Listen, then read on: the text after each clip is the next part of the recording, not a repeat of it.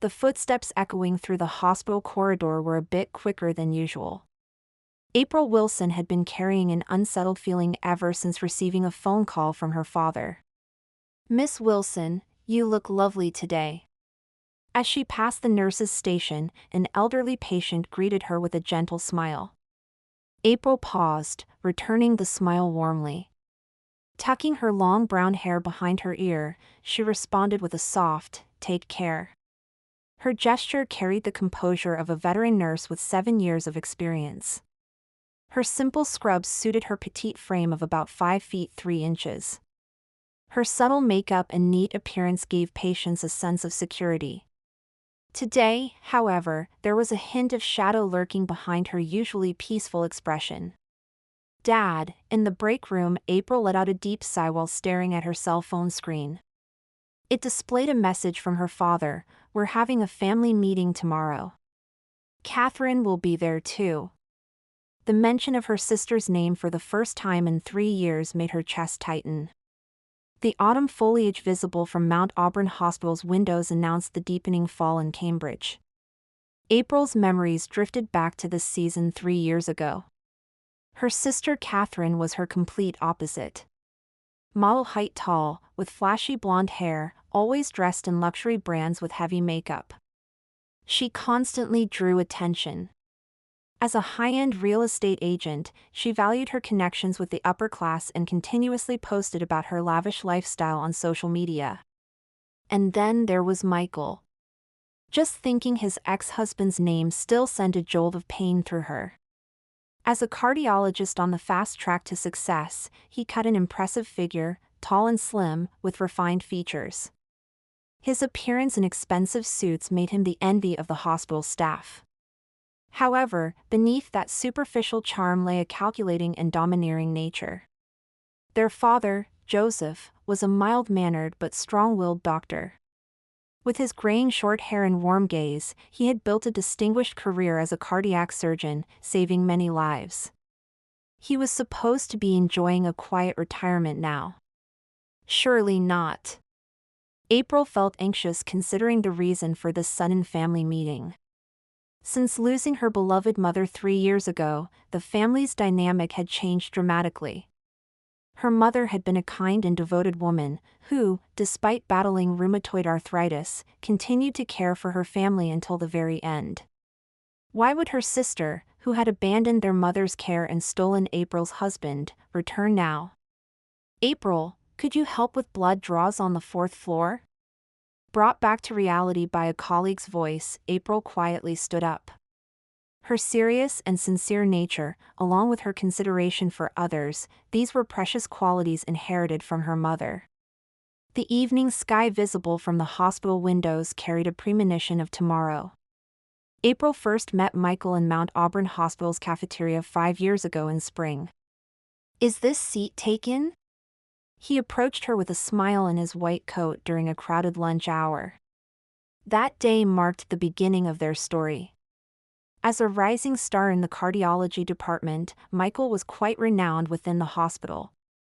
Casual conversations during breaks and occasionally overlapping shifts, these eventually became intentional coincidences that developed into a serious relationship. "How about dinner?" was his first date invitation. April felt slightly nervous at the fancy Italian restaurant's course meal, but Michael's gentlemanly behavior gradually opened her heart. On weekends, they would walk along the Charles River or enjoy art at the Boston Museum. Their romance progressed smoothly under the envious gazes of others. "I've been waiting for someone as sincere as you," he proposed at a restaurant near Harvard Square. Outside the window, maple leaves danced in the autumn wind. Tears rolled down April's cheeks as he placed the ring on her finger. The wedding was held in a church, blessed by both families. As April stood in her pure white wedding dress, her mother smiled with tears in her eyes. Catherine wore a somewhat reserved smile as she served as maid of honor. Looking back now, perhaps there was already something calculating in that smile. Their newlywed life seemed like the classic American dream. April lovingly prepared lunchboxes every morning, and they enjoyed brunches together on holidays. The apple pie she learned from her mother became Michael's favorite. The starry sky they saw during their vacation in Cape Cod seemed to promise eternal happiness. However, the happy days didn't last long. The first changes were subtle. Michael started coming home later and later, and even on holidays, he would head to the hospital claiming important surgeries. His complaints about April's home cooking gradually surfaced. "I wish we could eat at fancy restaurants like Catherine does. As a nurse, you can't keep up with my social circle. Catherine has better taste than you, don't you think?" April endured such remarks desperately. All household chores became her responsibility, and dining out meant only expensive restaurants. Credit card bills kept mounting. Still, she endured it all for the sake of love. To make matters worse, her mother's condition deteriorated. Severe rheumatoid arthritis began interfering with daily life. Catherine made excuses about being too busy with work, leaving all the caregiving burden to April. "I'm very sorry, but visiting hours are over." Even when colleagues at the nursing station told her this, April couldn't leave her mother's room. For position changes, feeding assistance, she continued supporting her mother as both a nurse and a daughter, utilizing her professional knowledge. "April, staying so late." "I'm sorry." At her mother's weak voice, April forced a smile. Balancing work and caregiving was more demanding than she had imagined, but her love for her mother kept her going. Meanwhile, Michael's attitude grew increasingly cold. "Staying at the hospital again? Pay attention to me sometimes. Why don't you just leave the caregiving to a facility?" Such conversations became routine. Then came that day in the hospital parking lot. After working overtime, April was heading to her car. That's when she saw two familiar shadows embracing in a luxury car. Michael and Catherine. "Oh my, did we get caught?" Catherine's loud laughter pierced the cold night air. Michael, with a defiant expression, said, "Well, it's over. Let's get divorced." The divorce was one-sided. Michael demanded hefty alimony, while Catherine called their parents home, continuously slandering April. Photos of the two at expensive restaurants kept appearing on social media. "Did you really not know?" Everyone else noticed. "A plain woman like you could never satisfy Michael." Catherine's words stung like poison needles. Then their mother passed away shortly after. Fatigue and emotional distress had rapidly worsened her condition. In her final moments, she whispered a small, "I'm sorry," to April. It sounded like an apology about her sister and Michael. Catherine didn't even appear at their mother's funeral. From that day on, April left her family home and started living alone in a small apartment. It was a clean one-room apartment chosen for its proximity to the hospital. Looking out the window, the evening sky was dyed crimson. 3 years had passed since then. The wedding ring had long since disappeared from April's finger. In its place, her mother's keepsake ring now quietly gleamed. The Cambridge streetscape hinted at winter's approach. In the taxi heading to her family home, April reflected on the 3-year gap. Life alone in a small apartment, 12-hour shifts at the hospital, days passed by monotonously. Occasionally, she would glimpse her sister and brother-in-law's flashy lifestyle on social media, parties in luxury apartments, European vacation photos, showing off new foreign cars. These seemed to be posted deliberately for April to see. "That family looks so happy. What a perfect couple." April would quietly scroll past the numerous comments. Contact with her father was limited to monthly phone calls and birthday visits. It was his suggestion, "Focus on healing your heart for now." April had kept her distance following those words. Then came that one phone call. "I want to have a family meeting. I've contacted C." Those words made April's heart jump. The sister couple's response was quick.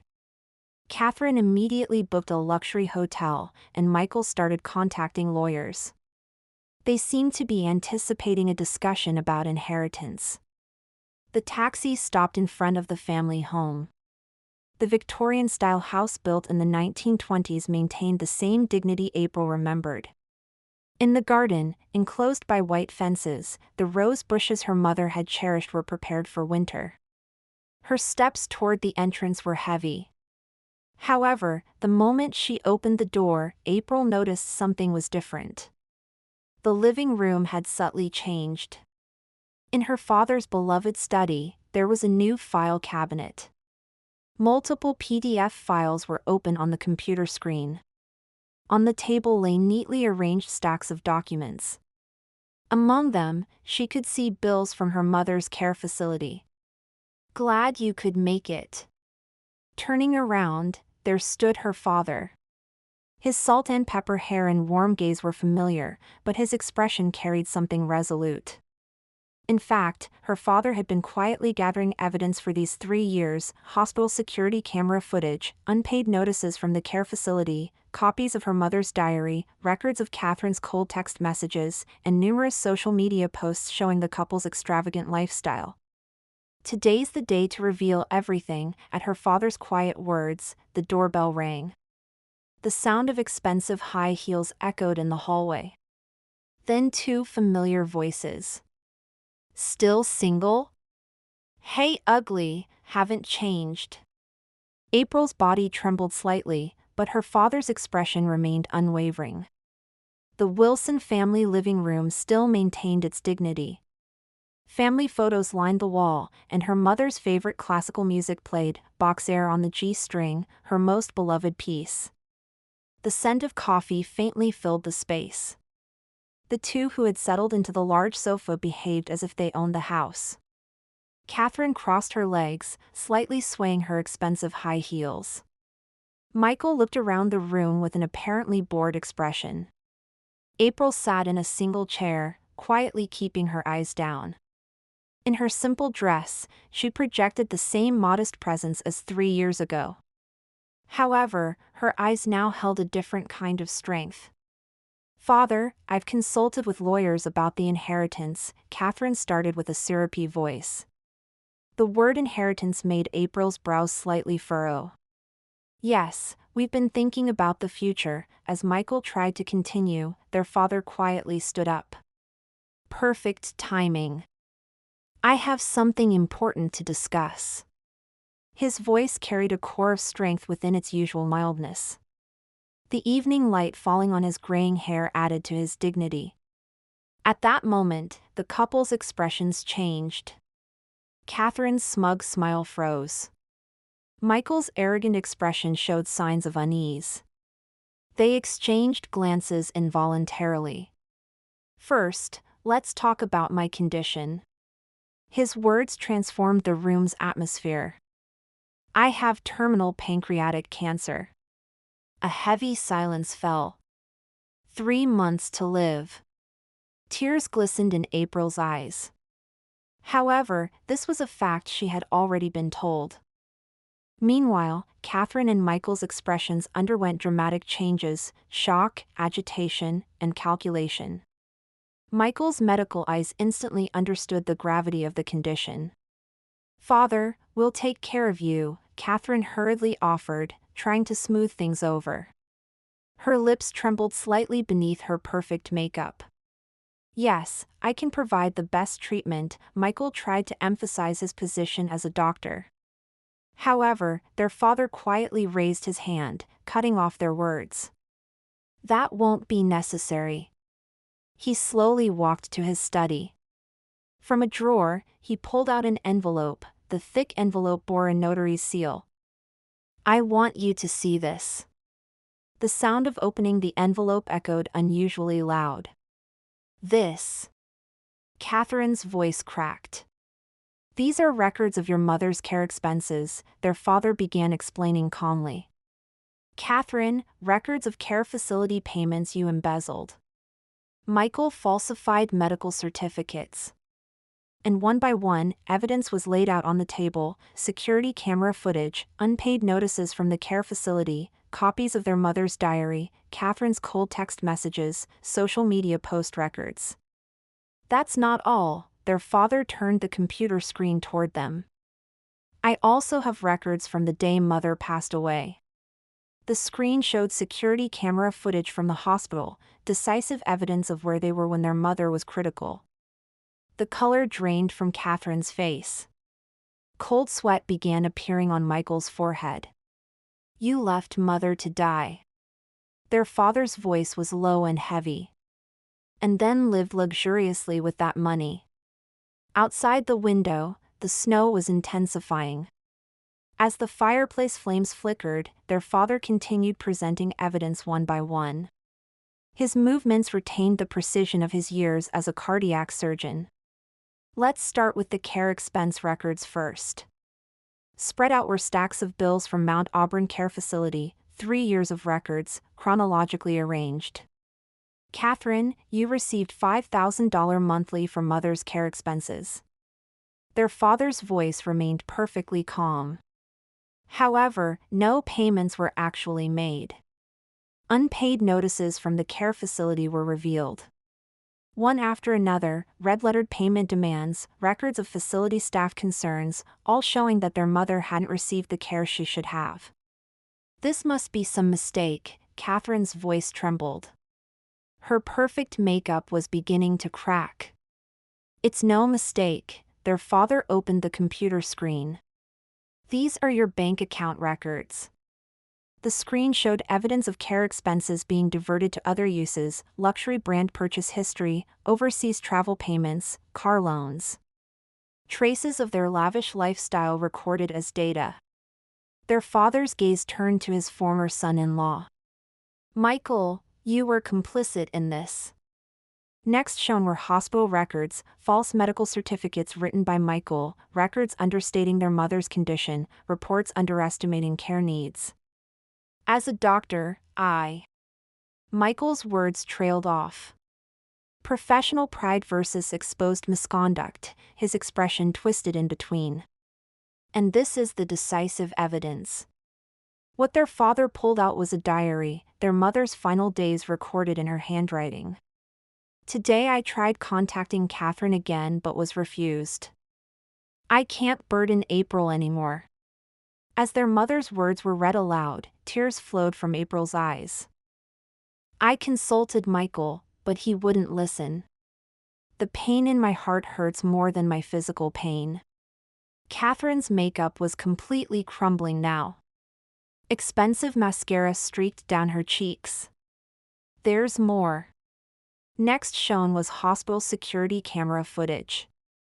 On the day their mother was critical, Catherine and Michael were reveling at a luxury restaurant. The timestamp mercilessly recorded the time. Do you remember what happened that day? Their father's voice carried emotion for the first time. Mother waited for you both, until the end. April's memory returned to that day, the white hospital room, their mother's weak breathing, and her unfulfilled final wish. But we had work. Catherine's words no longer even qualified as excuses. Work? Their father quietly opened the social media records. Look at this post. The screen displayed Catherine's post from that day, having the best night ever. Michael's face turned ashen. Their father took out the final envelope. This is my will. A substantial document bearing a notary's seal. Its contents froze the couple's expressions. All assets will be inherited by April. The room's air grew heavy. And I've set conditions for you both. Their father slowly stood up.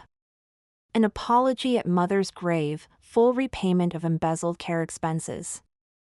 And his words paused momentarily. The funds I had prepared for my treatment will all be donated. What? Catherine stood up. Her brand name handbag fell to the floor.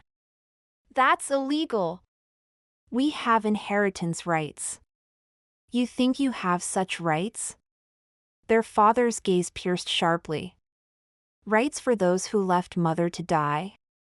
Michael couldn't hide his panicked expression anymore. His position as a doctor, social credibility, everything was about to crumble. We have lawyers. Legally, this. Their father responded coolly. All evidence is already stored in multiple locations, with lawyers and prosecutors. The room's air froze. You have two choices: accept the conditions or. The rest didn't need to be said. Outside, the snow continued falling heavily. The warm winter days once spent as a family now seemed like distant memories. Their mother's beloved brooch piece quietly announced its end. 1 year later, April had moved into her father's house and started a new life. In the garden, the roses were beginning to burst, and the flowers their mother had loved were once again filled with vibrant life. Miss Wilson, congratulations on becoming head nurse. Her reputation at Mount Auburn Hospital had steadily grown. With 7 years of experience and dedication to her work, April had been promoted to head nurse. She was deeply trusted by her staff, and patient gratitude was endless. Your devoted care back then helped me recover, Miss Wilson. Whenever she heard such words, April was reminded of her mother. The image of her mother, who possessed both gentleness and strength, had shaped who she was today. The final 3 months with her father became irreplaceable time. The daily nursing wasn't easy: dedicated care after finishing work, preparing meals, and managing medications. However, each moment was filled with deep love. April, shall we look at the album? One peaceful afternoon, her father opened an old album, saying those words. Her young father and mother. Little Catherine and April. The beach at Cape Cod they visited on vacation. Family photos in front of the Christmas tree. Happy memories packed into each page.